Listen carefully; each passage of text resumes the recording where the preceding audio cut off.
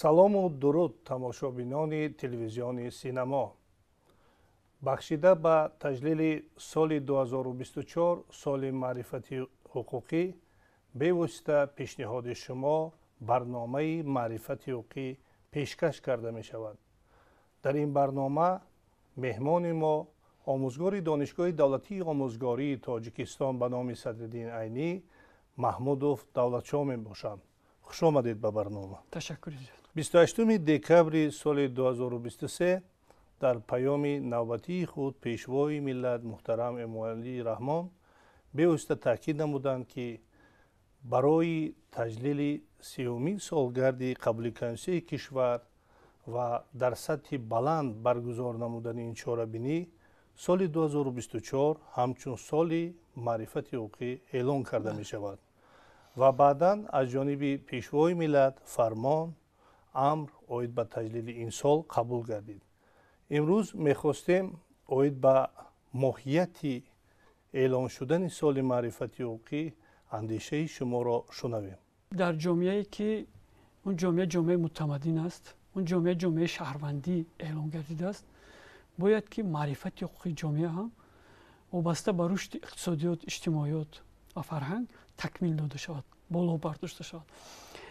бо дар назардошти ҳамин, яъне бо зарурияти ҳамин фикр мекунам, ки аз ҷониби асосгузори Сулҳваҳдати миллӣ пешвои миллат муҳтарам Эмомалии Раҳмон, ҳамонтаре ки шумо ишора намудед, соли 2024 соли маърифати ҳуқуқӣ эълон гардид ва бо таҷлили ё ки бо эълон гардидани соли 2024 соли маърифати ҳуқуқӣ ман фикр мекунам, ки бояд ки дар ҷумҳурии мо як қатор корҳои амалӣ аз ҷониби ниҳодҳои масъул баргузор гардад, то ки маърифат ва шуури ҳуқуқи ҷомеа сайқал дода шавад ва боло бардошта шавад.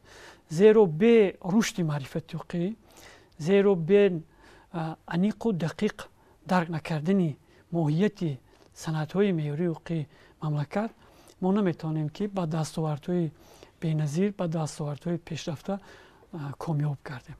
аз ин рӯ ба хотири оне ки мо ба ҳадафҳои бузурги давлати ҳуқуқбунёд, ба ҳадафҳои бузурги давлати дунявию демократию ягона ва давлати иҷтимоӣ бирасем, ҳамонтаре ки дар моддаи якуми Конститутсияи ҷумҳурии Тоҷикистон муайян гардидааст, бояд ки маърифати ҳуқуқи ҷомеа боло бардошта шавад. ба ғайр аз ин ҳам шумо бибинед, имрӯз зиёд мушоҳида мешавад аз ҷониби шаҳрвандони ҷумҳурӣ, ки дар самтҳои гуногуни ҳаёти иҷтимоӣ, иқтисодӣ, фарҳангӣ, умуман дар ҳаёти инсонӣ ба мушкилиҳои зиёди ҳуқуқи мардум рӯбарӯ мешаванд. чӣ дар самти иқтисод, чӣ дар самти муносибатҳои оилавӣ, чӣ дар самти муносибатҳои соҳибкорӣ, шаҳрвандӣ ва ғайру ва ҳоказо. ман фикр мекунам яке аз сабабҳои асосӣ ба мушкилоти ҳуқуқӣ рӯбарӯ шудани шаҳрвандони мо ин дар паст будани савияи донишҳои ҳуқуқӣ ё ки маърифати ҳуқуқи ҷомеа мебошад. махсусан шумо бинед ҳамин Конститутсияи ҷумҳурии Тоҷикистон, албатта ин қонуни асосии мамлакат мебошад. дар ҷомеае ки муносибатҳои гуногуни ҷамъиятӣ ҷой доранд, дар ҷомеае ки инсон ҳамчун шахсият вориди ҳар гуна муносибатҳо аз ҷумла муносибатҳои иқтисодӣ, иҷтимоӣ, сиёсӣ ва фарҳангӣ қарор мегирад, дар он ҷо ҳамун ченак, яъне меъёри ҳуқуқӣ бояд риоя шавад ва дар ҳолате ки меъёри ҳуқуқӣ риоя нагардид, аллакай нисбати ҳамун инсон ҷавобгарии муайян, ҷавобгарӣ ки онро имрӯз мо мегӯем ҷавобгарии интизомӣ, маъмурӣ, маданӣ, ҷиноятӣ пайдо мешавад. пас аз ҷониби пешвои миллат эълон кардани соли маърифати ҳуқуқӣ ҳадафҳои асосии он баландбардоштани маърифати ҳуқуқӣ ҳамчун донишҳои ҳуқуқии инсон барои шаҳрванди қонунриоякунанда гардидани ӯ аст. мехостем аз шумо оиди мафҳум ва моҳияти Конститутсия дар арсаи таърихи давлатдории Тоҷикистон ва моҳияти мазмуни он дар замони муосир пурсон шавем. мо ҳам шеърҳои хеле зебо дорем, ки Конститутсия бахтномаи миллат, Конститутсия раҳнамои миллат, Конститутсия раҳнамои ҷомеаю давлат. ба ҳамин маънӣ хеле шеърҳои зебо дорем, ки дар арафаи таҷлили рӯзи Конститутсияи ҷумҳурии Тоҷикистон хушбахтона дар шаҳру ноҳияҳои ҷумҳурӣ овезон мешавад. ва баъзан шаҳрвандони ман фикр мекунам, ки ин чизҳоро аз ҳама хел сарсарӣ муносибат мекунам, вақте ки мо мантиқан ба ин شعارها به این جمله های شعارآمیز توجه کنید، واقعا درک می شود که کنستیتوسیا این معین کننده رشد و ترقیات همه جانبه هر یک خلق و دولت به حساب می رود. و البته ما شما بدونیم که تاریخ کنستیتوسیا دوری تاجیکان اصلا از زمان شوروی آغاز می یابد و در جهان هم که باشد، البته تماشابین زکیمو خیلی خوب آگاهی دارند که باری نخست در ایالات متحده آمریکا، بعد فرانسه و پولشا نخست کنستیتوسیا ها قبول شدند و خود اصطلاح کنستیتوسیا این از زبان لاتینی گرفته شده به معنای ساخت مقرر شده معنی داد می شود و این اصطلاح بگمانم اصطلاح بین المللی است که اعتراف شده است از جانب تمام دولت های دنیا و خوشبختانه در ما مثلا در تجربه کنستیتوسیا آفری ما، اگر چندی که ما میگیم که تاریخ کنستیتوسیا آفری ما از زمان شوروی یعنی از سالهای 20 عصر 20 شروع می شود، اما وقتی که به صحیفه تاریخ نگاه میکنید، اگر چند که به نام ما در گذشته یعنی در مرحله های قبلی تاریخی مثلا کنستیتوسیا نداشتیم، اما خیلی زیاد مجموعه قانون‌های داشتیم که همین فونکسیون کنستیتوسیا را در زمان خود اجرا می‌کردند. ببینید امروز جهانیان از اعلامیه حقوق بشری که از جانب سازمان ملل متحد سنه 2 دکبر سال 1948 قبول گردید افتخار میکنند، از اون صحبت میکنند. همه ساله در روز 10 دکبر روز بین المللی حقوق انسان اطراف این صحبت‌های زیاد میشد، کنفرانس‌های منطقوی و بین المللی دور میشد. اما شهروندان عزیز ما باید یک چیز درک کنند که همین سند مهم حقوقی بین المللی سرچشمه میگیرد از نیاگان ما. چگونه؟ ما میدونیم که در گذشته ببینید یکی از بزرگترین و نخستین امپریا خود شاهنشاهی دنیا که با اسم هخامنشی‌ها ها معلوم و مشهور است، نیاگان ما بنیاد گذاشت و نخست بنیادگذاری همین امپریا کوروش کبیر بود و در علم حقوق شناسی شما خیلی خوب آگاه هستید که کوروش کبیر با اعلامیه خود یعنی همون اظهارات حقوقی خود خیلی مشهور است که از جانب آلمان انگلیس از بابلیستان پیدا گردید و امروز نمونه آن در بزرگترین آثارخانه جهان در آثارخانه لندنی بریتانیای کبیر محفوظ است و همین اعلامیه حقوق بشر که از جانب سازمان ملل متحد در میانه عصر 20 قبول گردید سرچشمه اساسیش اعلامیه حقوق انسانی کوروش کبیر می باشد و من در تعجب می‌بینم شما ببینید که در دنیای قدیم در زمانی که حالا سخن درباره دولت دنیوی، دموکراتیا، عقیده دموکراتی، سخن درباره برابر حقوقی انسان حالا نمیرم. حالا زیاد دولت ها بسیار عموما در دنیا نظام غلامداری حکمران بود، اما جای افتخار است که جد ما گذشتگان ما با بنیاد چنین دولت با قبول چنین حجت ها به انسان همچون یک موجودات طبیعی مقامی اساسی گذاشتن، احترام اساسی نسبت انسان قائل شدن و تمام حقوق‌های انسان، اونمون از روی تصنیفات حقوق اقتصادی، اجتماعی، فرهنگی، گرجدنی که هست، همه حقوق انسان رو تامین نمودن و فرقیت یا خود تفاوت‌های دینی، مذهبی، نژادی، زبانی، طبیعی، مقام اجتماعی، همه همین تفاوت‌ها برداشته شد از میان و مقام انسان برابر شد.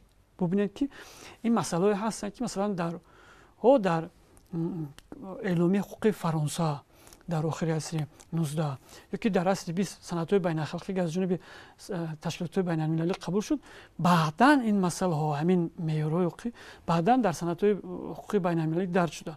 اما شما ببینید که 2500 سال یعنی 2500 سال قبل از این گذشتگان ما اطراف فکر کردن و همین اعلامیه حقوق بشر که ببینید در قلمرو امپریا هخامنشی ها بیشتر از 72 قوم و خلقت زندگی میکردن که با 55 فرهنگ معامله داشتن، اما مقام همشون برابر اعلام گردید.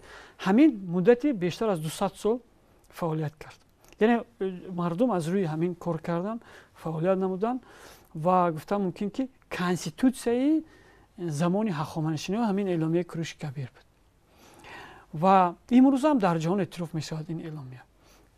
خب بعدتر ما میبینیم که پس از هجوم اسکندر هم که این یک مدت در اینجا میدان سرزمین تاریخی ما با میدان‌های کارزار تبدیل شد، اما بعداً امپرای بزرگ مانند امپرای پارت ها، ساسانی ها در تاجیک زمین شرقی، یعنی در ایران شرقی، دولت‌های به نام اینان باختار کشانیان، هیتالیان بنیاد شدند که اینها هم در زمان خود هم خیلی مجموعه قانون‌ها داشتن.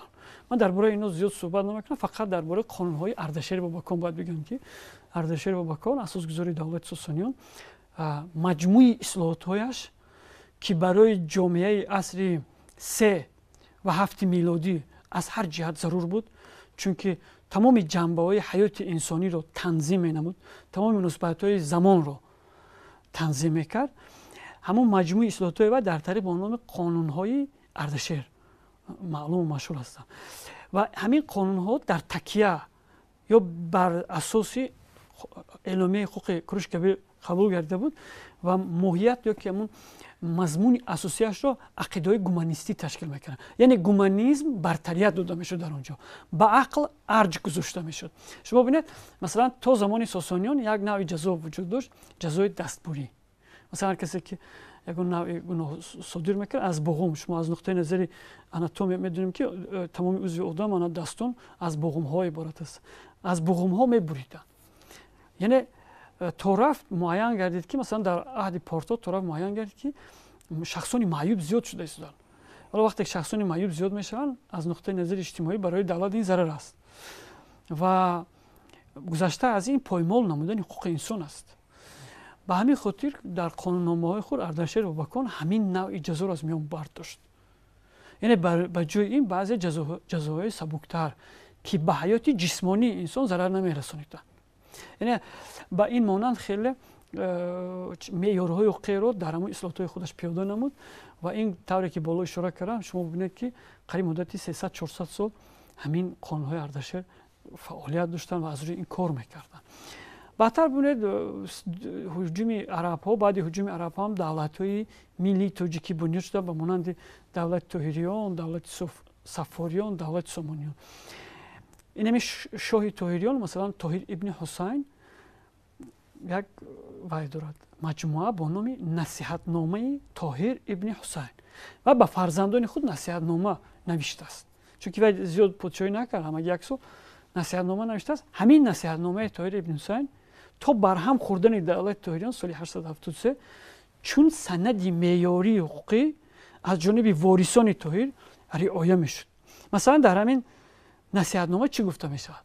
ببینید گفته می شود که با فرزنداش تاکید کرده، اشاره کرده میگه که نسبت مردم بی بی‌ضاعت و کم بی‌ضاعت ظلم و استثمار نکنید، از مردمی که استحصالات ندارد انداز نستانید و هر سال هرگاهی که خشکسالی می آید از مردم انداز نستانید. سالهای می بعد که اگر سالهای خوب آمد به مقداری معین تا که بودجه یعنی سبد استعمالی جامعه کساد نشود انداز بستانید. حقوق انداز تنظیم شده در اینجا. یعنی شما ببینید که تا زمان شوروی هم بغیر از این سندهایی که اینجا ما اعلام ابراز داشتیم، بغیر از این باز چندین اثرهای هستن که اثرهای سیاسی و خصوصیت حقوقی داشتن که این اثرها نیز در برابر دیگر سندهایی که بالا ذکر کردیم امر و فرمان شاهان همچون یک سندی تنظیم کننده مناسبت‌های جمعیتی مثلا مورد استفاده قرار داشتن. خب در زمان شوروی شما بدونید یک دوره معین تاریخی ما است. ما در این دوره وابسته به ساخت، وابسته به ایدئولوژی زمان 4 مراتبه کنستیتوسیون قبول کردیم. اگر اولین کنستیتوسیون ما سال 1929 باشد، آخرینش سال 1978 و خوشبختانه البته ما شما بدونیم که زمان صاحب استقلال این مرحله اساسی رشد مکتب کنستیتوسیونداری تاجیکان شروع میشد. تحلیل تاریخی که شما به سامان رسانیدید با مفهوم و ماهیت کنستیتوسیون زمان معاصر نیز موافقت میکند. اگر امروز از نگاه حقوقی کنستیتوسیونی گیریم دو نمود کنستیتوسیون دیده می شود: کنستیتوسیون های نوشته شده و کنستیتوسیون های نوشته نشده. اگر کنستیتوسیون نوشته شده یک سند مکمل است که فراگیر کل معیارها می باشد و کنستیتوسیون که نوشته نشده است مجموع قانون ها را افاده می کند.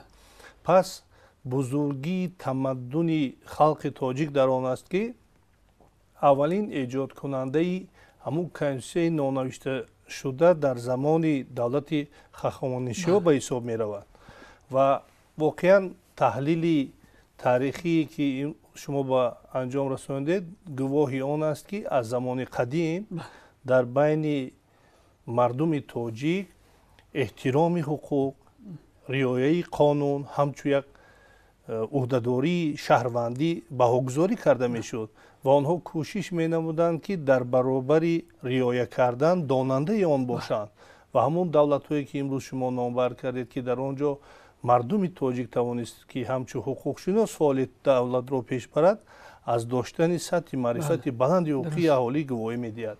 аввалин аз рӯи санъатҳои таърихӣ махсусан авасто, бундахишт, динкар аввалин давлати ориёӣ ки дар эрони шарқӣ бунёд шудааст ин пешдодиён аст ки ин ҳазорсолаҳо пеш аз ҳахоматшиниҳо бунёд шуда буд ва ҳамин сулолаи пешдодиҳо ҳам бори аввал давлатдории худашонро дар асоси адлу инсофу қонуну баробарҳуқуқӣ бунёд карданд.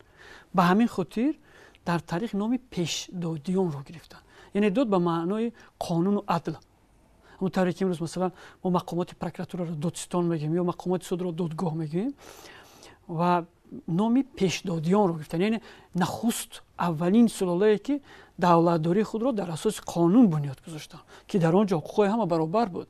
шумо бубинед ва ин истилоҳ аз ҳамин ҷо гирифт. ҳоло шумо бинед дар оила мо масалан дар минтақаҳои водии зарафшон, дар баъзе минтақаҳои дигари тоҷикистони мо ҳанӯзам падарро додо бо истилоҳи додо масалан ифода мекунанд. додо яъне ин аз ҳамун дод гирифта шудааст ки таъминкунандаи қонунҳои нонавиштаи оила аст. конститутсияи имрӯза низ як нав идомадиҳандаи ҳамун рисолати ҳамун қонунҳои нонавиштаи мост ва шумо бинед ки имрӯзам мо чун тоҷикистони мо меросбари ин фарҳанги ноб, ин фарҳанги бузург тамаддуни ориёиҳо дар дохили конститутсияи имрӯзаи мо ҳамин меъёрҳои ҳуқуқӣ ҷо дода шудааст ки аслан ормонҳои миллию таърихии мардуми моро ифода мекунад. 9 сентябри соли 1991 тоҷикистон истиқлолияти комили худро ба даст овард. аммо 6 ноябри соли 1994 конститутсияи давлати соҳибистиқлол қабул карда шуда буд. дар яке аз баромадҳои худ пешвои миллат муҳтарам эмомалии раҳмон низ таъкид намуданд ки шояд яке аз сабабҳои сарзадани ҷанги таҳмилии шаҳрвандӣ дар тоҷикистон набудани конститутсияи замони соҳибистиқлол, давлати соҳибистиқлол аст. мехостам аз ҷараёни қабули конститутсияи замони соҳибистиқлол сухан кунем. бале, ташаккури зиёд. воқеан дуруст аст ки мо боло ҳам гуфтем ки конститутсия ин бахтномаи миллат аст. ина бинед вақте ки инсон бебахт мешавад, инсон бебахт баръало маълум аст ба чӣ гуна рӯзу рӯзгор рӯбарӯ мешавад. воқеан вақте ки мо конститутсия надоштем миллат ман гумон мекунам ки бахт надошт ки ба чунин рӯзҳои торик рӯбарӯ шуд. як фалокати бисёр бузург буд ҳамин ҳодисаҳои солҳои 90 барои миллати мо.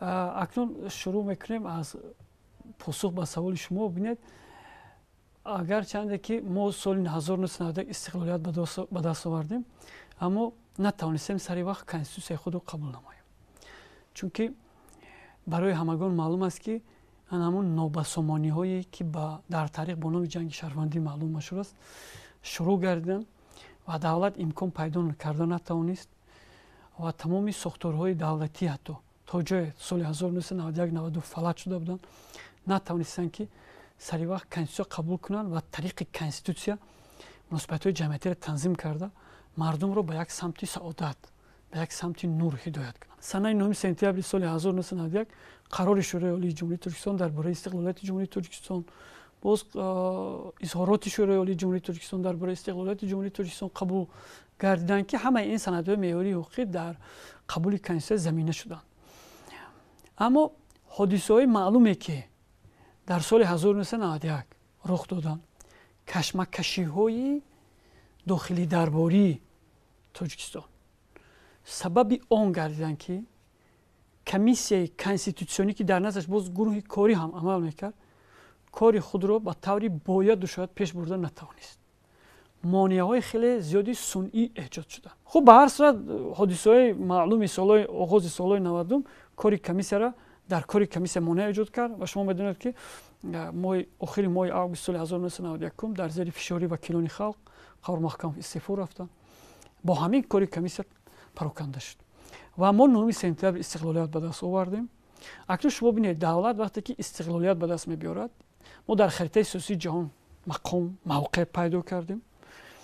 البته اویسویس دولت‌های جهان یک پس همدیگر تاجیکستان رو رسما اعتراف می‌کردند، اما چخیل می‌شد که یک دولت مستقل کنستیتوسی خود را نداشته باشد، رمزهای دولتی خود را نداشته باشد. برای همین حکومت جمهوری تاجیکستان در همون سال‌ها البته در حال از پس تهیه رمزهاش شما خوب می‌دونید که دو نوع رمزی ما مثلا نشان و پرچم در اجلاس 16 شورای عالی که در خوجند برگزار شد قبول گردید، لیکن امکان قبولی سرود ملی نداشته، متن سرود ملی معین نبود و کنستیتوسی هم که یکی از رکن‌ها یا که یکی از مقدسات ملی ماست ما نداشتیم. صد افسوس که در اون شب و روز استقلالیت تاجیکستان ما به خطر روبرو بود. اما شکر کردگاری پاکی ملت ما اونم خیلی ازلیه که در گن ماست، در خصلت ماست، در روان ماست بالا گرفت و ما جمع آمدیم در خوجند بوستان و فکر آینده ملت رو کردیم و شکر کردگاری پاکی در این انجمن باسعادت فرزند صادق ملت محترم امامعلی رحمون زمام دولتداری رو به دست گرفتن. اومدن رهبری دولت رو به سر قدرت من به همون بیت مولانا تشبیه میدم که میگه ما برای وصل کردن اومدیم نه برای فصل کردن اومدیم. رهبری دولت اومدن و شما خوب میدونید که در اجلاس در یک از برآمدهاشون هم گفته بودن که من جانبداری دولت دموکراتی حقوق بنیاد دنیوی هستم. و بعدتر ما میبینیم که همین سخن رهبری دولت همچون معیار حقوقی در ماده اولی کنستیتوسیون جای داده شد و 74 سند معیار حقوقی که در اجلاس قبول گردید در قبولی در آینده البته در قبولی کنستیتوسیون ما زمینه شدن و سال 1993 ماه مارت از نو با فرمان با قرار شورای عالی جمهوری تاجیکستان حالا مجلس عالی جمهوری تاجیکستان از نو کمیسیای کنستیتوسیونی تأسیس یافت زیر رهبری رئیس شورای عالی جمهوری تاجیکستان محترم امامعلی رحمان. لایحه کنستیتوسیون تهیه نمودن، در مطبوعات به نشر رسانیدن و خیلی زیاد تکلیف و پیشنهاد و احراط‌ها از جانب جامعه شهروندی، انستیتوت‌های علمی، تحقیقاتی، تعلیمی با گروه کاری پیشنهاد گردید. چطوری که خود دوستیف در یادداشت‌های خودشون می‌نویسن همه این رو به نوبت گرفته لایحه کنستیتوسیون رو تهیه کردن. قبول همین کنستیتوسیون در سال 1994 در تاریخ تاجیکستان سابق استقلالی ما یکی از بزرگترین دستاوردهای دولتداری نوین ما به حساب می‌رود و گفتم ممکن است که درجه بلند اصلاحات حقوقی در زمان سابق استقلالی در تاجیکستان به شمار می‌رود. محض رهبری محترم امامعلی رحمان با نظر داشت منفیت خلق تاجیکستان دور از همه گونه منفیت‌های جزئی دیگر باعث آن گردید که ما توانستیم کنستیتوسیون را قبول کنیم که امروز در کنستیتوسیون بهترین جهان معرفی می‌گردد و آن افاده کننده ارزش‌های حقوقی و دموکراسی سطح بین‌المللی است. می‌خواستم از شما پرسان شوم که امروز نقش حقوق و آزادی انسان و شهروند در کنستیتوسیون چگونه تجسم یافته است و در فرقیت با کنستیتوسیون قبلی زمان شوروی چگونه برتری‌ها دیده می‌شود؟ در سازمان امنیت و همکاری اروپا در دولت‌هایی که عضو همین نهاد بین‌المللی هستند 5 کنستیتوسیون بهترین معین شده است که خوشبختانه در همین قطار 5 کنستیتوسیون جمهوری تاجیکستان هم اونجا شامل است. یکی از جنبه‌هایی که توانست کنستیتوسیون ما را در قطار 5 گانه بهترین قرار بدهد همین مضمون و ماهیت حقوقی باب دومی کنستیتوسیون جمهوری تاجیکستان باشد که این دویر با موضوعی که ما صحبت میکنیم یعنی دویر با حقوق و آزادی انسان و شهروند روانه گرفته است. ببینید ما گفتیم که تاریخاً ملت ما در گذشته در دنیای قدیم در عصرهای میانه و در زمان نو همیشه به انسان و ارزش‌های انسانی ارج می‌گذاشت و همین نشانه‌های ملت‌گرایی یا که برتریت دادن ارزش یک خلق از خلق دیگر در ما نبود و این چیز در آثار ادیبان ما در فلسفه ما خیلی زیاد نهفته است. مثلا бани одам аз ӯ якдигаранд. ё гар бар сари насби худ амири мардӣ, бозо ҳар он чи ҳастӣ бозо, дӯстиро ҷустуҷӯ дорем мо. Инами ҷумлаҳое ҳастанд ки аз давраҳои гуногун аз осори классикону шоирони муосири мо гирд оварда шудааст. дарак аз чӣ медиҳанд? Дарак аз он медиҳанд, ки яъне барои мо инсон ҳамчун як махлуқи табиӣ аз арзиши олӣ бархурдор аст. яъне ҳамеша ба инсон арҷ мегузоштанд. ва дар санадҳои ҳуқуқии қаблии мо ҳам масалан муайян нашуда буд, ки масалан ба мусалмонҳо дастиёрӣ дароз кунед, ё ба зардуштиҳо дастиёрӣ дароз кунед, ё намедонам ба сосониҳо, ё ба портиҳо, ба кобулиҳо, ба ҳиротӣ. Не, ба инсон эҳтиром гузоштан лозим. ва ҳамин чиз бубинед дар конститутсияи имрӯзаи мо, дар боби дуюми конститутсияи имрӯзаи мо хеле хуб таҷассум ёфтааст. яъне инсон, мақоми инсон, тамоми ҳуқуқҳои иқтисодӣ, иҷтимоӣ, фарҳангӣ, сиёсии инсон дар дараҷаи аввал гузошта шудааст. ва инсон метавонад ки яъне як одам метавонад ки ҳамчун як инсони озод бо дар назардошти меъёрҳои амалкунандаи конститутсия, махсусан боби дуюм, дар Тоҷикистони мо озодона ҳаёт ба сар барад. вай метавонад ки аз ҳуқуқҳои иқтисодии худаш истифода бибарад, ҳуқуқҳои иҷтимоӣ, фарҳангӣ ва дигар ҳуқуқе ки ҳаст, аз онҳо метавонад ки озодона истифода кунад. чӣ шаҳрванди Тоҷикистон аст, чӣ шахси бешаҳрванд аст, чӣ шаҳрванди хориҷӣ аст. дар доираи муқаррароти Конститутсияи Ҷумҳурии Тоҷикистон ва дар доираи қонунҳои байналмилалӣ ҳамчун як инсон метавонад ки озодона дар Тоҷикистони мо масалан пайи кору зиндагии худ шавад. ва гузашта аз ин, халқи Тоҷикистон баёнгари ҳокимияти олии Ҷумҳурии Тоҷикистон аст. баёнгари соҳибихтиёрии Ҷумҳурии Тоҷикистон дар Конститутсияи мо эътироф шудааст. ва инсон қадр, номус, шаъну шарафи он ҳамчун ҳуқуқҳои фитрии вай аз ҳама дигар навъи ҳуқуқҳо, аз ҳама дигар навъи масалан таълимотҳо бартарӣ гузошта шудааст. яъне давлат ба ҳамин навъи ҳуқуқҳои инсон, яъне ба ҳуқуқҳои фитрии инсон аз ҳар ҷониб эҳтиром мегузорад. инсон ва тамоми ҳуқуқҳои вай дар зери ҳимояи давлат қарор доранд. ва махсусан шумо бинед баъзе шаҳрвандон ё инсонҳое ки муҳтоҷ ҳастанд, эҳтиёҷманд ҳастанд, дар конститутсияи мо нисбати он ҳуқуқу ӯҳдадориҳои муайян эълон шудааст. масалан дар бораи мо шахсоне ки имконияташон маҳдуд аст, ё ки шахсони ниёзманд, муҳтоҷ, ё нафароне ки модар, кӯдак. бинед дар Конститутсияи Ҷумҳурии Тоҷикистон ду модда доир ба ҳуқуқи оила, модару кӯдак, моддаи 33 ва 34 бахшида шудааст, ки оила, модар, кӯдак таҳти ҳимоя ва ғамхории давлат қарор доранд. яъне ҳеҷ кас наметавонад ки ба ҳуқуқҳои инсон новобаста аз синну сол, ҷинсият, нажод, забон ва дигар фарқиятҳои маънавию, равонию, биологие ки ҳастанд, наметавонад ки масалан таъсир расонад. ташаккур. воқеан мо тавонистем ки тамоми арзишҳо, дастовардҳои ҳуқуқии худро аз замони таърих дар шакли нав оварда дар боби дуюми Конститутсияи кишвар мутобиқ ба талаботи замони муосир ҷойгир кунем, ки ин ҳам бошад яке аз дастоварду бурдбории халқи тоҷик ба ҳисоб меравад. изҳори миннатдорӣ кулли бинандагони телевизиони синаморо ҷиҳати иштироки шумо ба барномаи маърифати ҳуқуқӣ баён менамоем. тамошобинони азиз, ёдовар мешавем ки дар барномаи имрӯзаи маърифати ҳуқуқӣ омӯзгори донишгоҳи давлатии омӯзгории Тоҷикистон ба номи Садриддини Айнӣ Маҳмудов Давлатшоҳ ширкат намуданд. бинандагони азиз, хайр, то барномаҳои дигар шоду пирӯз бошед.